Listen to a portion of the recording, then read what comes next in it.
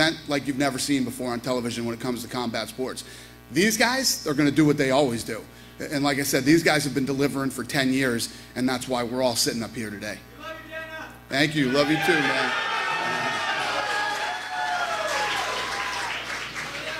Dana, one more time. Have there been any decisions made as far as the other fights are concerned and where they're going to be played, broadcast, or streamed? We're still working on that. What we're concerned with right now and what we're really focused on is dialing this Fox show in. We want to get this thing dialed in, get this figured out, and then that's a no-brainer. We'll figure that one out. Whether it's Facebook, they'll be on Fox.com. Wherever we end up doing it, we'll worry about that. Has Fox.com come up as a possibility for it to be streamed? Fox is, when I tell you Fox has been an amazing partner, they're not even our partnership. Deal doesn't start till January. These guys have gone above and beyond what we ever expected. It's been, let me tell you what, the next 7 years are going to be amazing. Amazing. It's going to be amazing for us, amazing for the sport, and amazing for the fans. And a question for Eric Shanks, if I could. Are there any anticipated numbers as far as ratings are concerned? We were just talking about the fact that, we have to beat 2.5 Men's premiere from last night.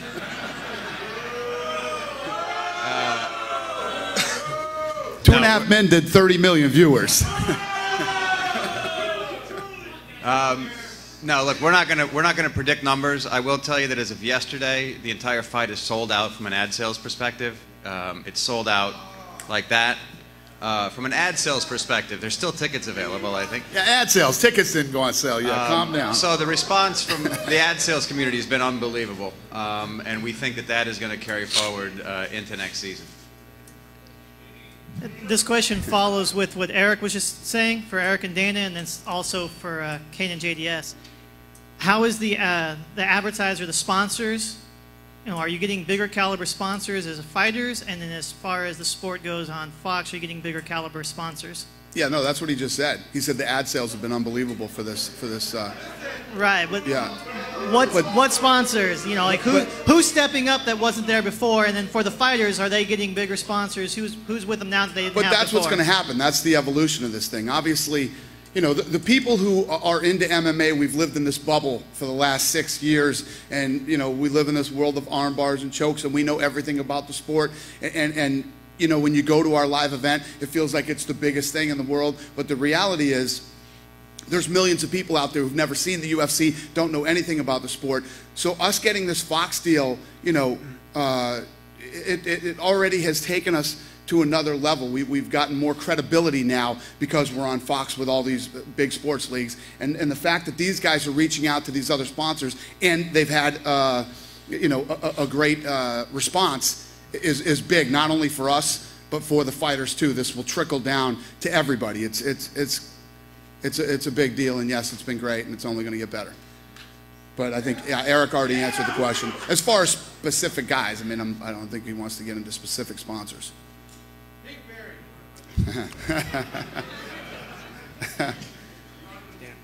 Go ahead. Hi, Tom No from FifthRound.com. My question's for you, Dana. In a perfect world, if you could have it where this fight here, would it be better for you to hit home with a new audience with it being a quick knockout, or would you prefer to go a full 25 so all of mixed martial arts could be on display? I think that whatever happens, it will be exciting. Like I said, whether this fight goes 30 seconds or 30 minutes, anytime you've ever seen either two of these guys fight, they're always exciting. And the last Kane fight was actually down in Anaheim, and I don't know how many of you were there for that one. The electricity in that building that night was insane, and it's going to be on November 12th too. And these two always deliver, and it is what it is. I can't sit here. What I've learned over the last 10 years is reality is better than any script you could ever write. Whatever happens on November 12th is going to be awesome. I guarantee it. These two always deliver. Have you been to a press conference this boisterous before? Yeah, I have, but this one's pretty crazy. For the few amount of people that are here, it sounds like there's 10 times as many.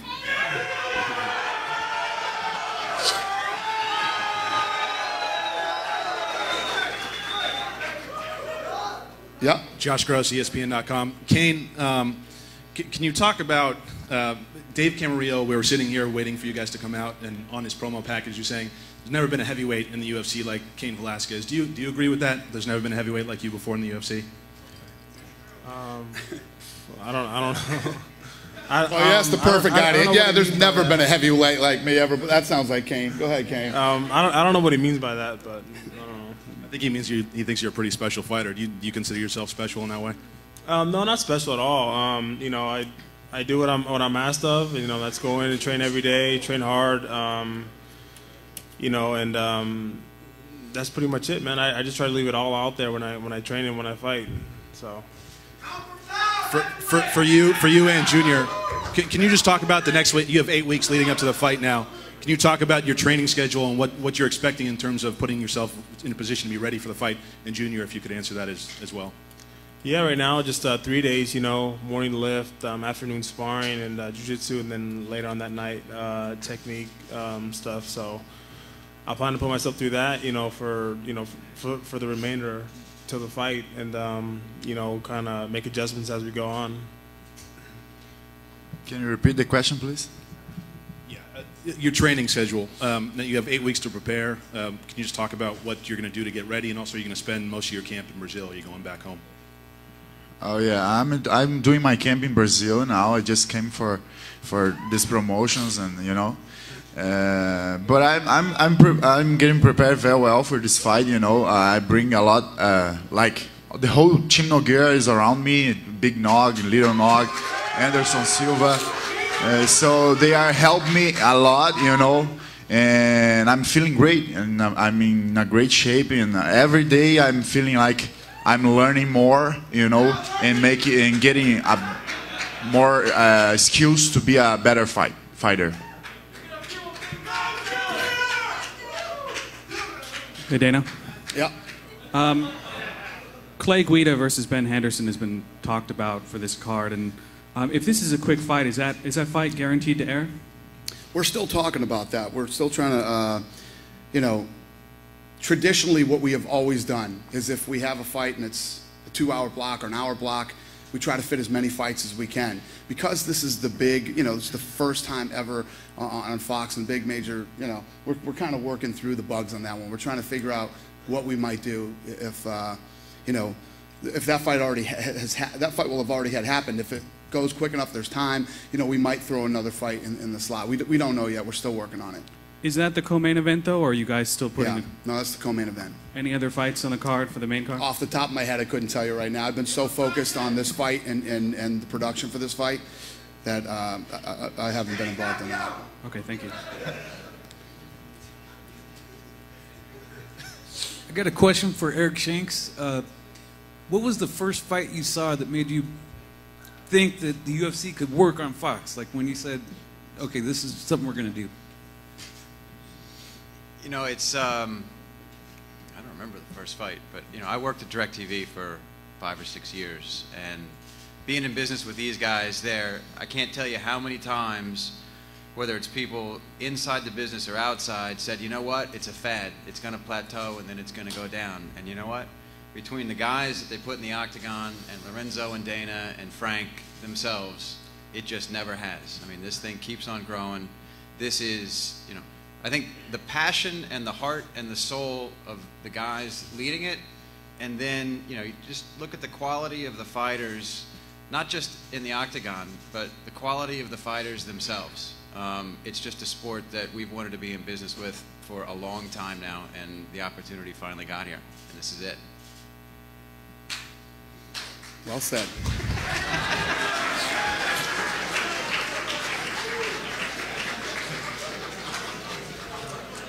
Who else?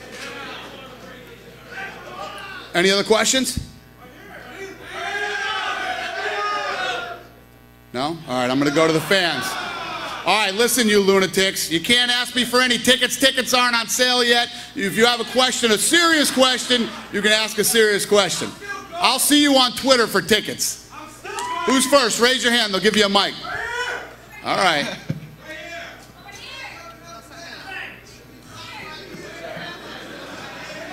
All right, the mic guy's getting back there. Hold on.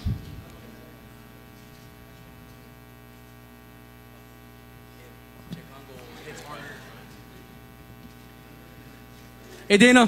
Hey, buddy. This question is towards Cain Velasquez. Okay. I had a quick question. Do you think Junior Dos Santos is going to hit harder than Chick Congo?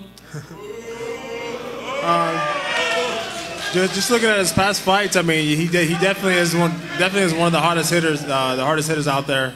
So I mean, you know, we're definitely preparing for that not to happen again. Good question, though. Hey, Next one more question. This question's for Cain. I don't want you to look past Dos Santos, but if you win, can you see yourself fighting Overeem next? We'll definitely see what happens, but yeah, right now I have all my focus on Dos Santos and this fight on November 12th. So that's where my head's at.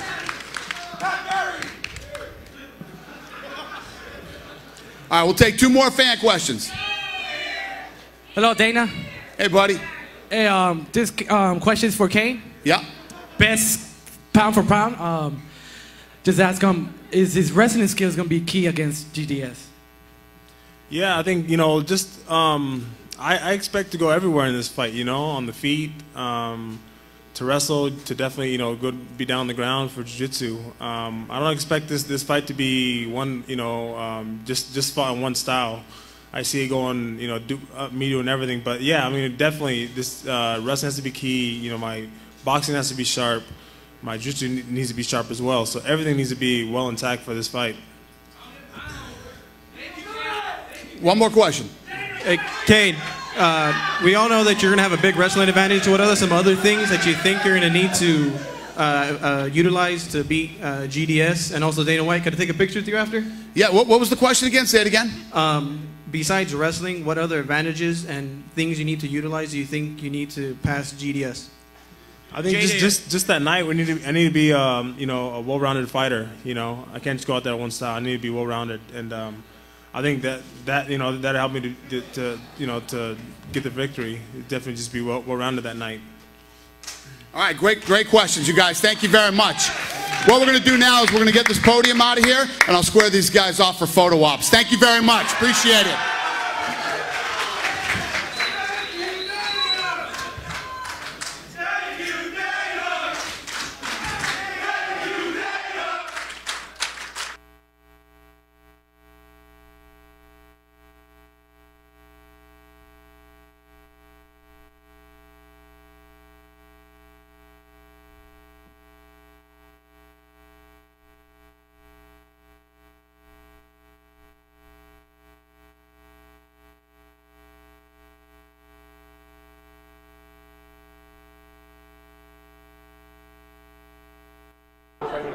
Javier, acá está el agua.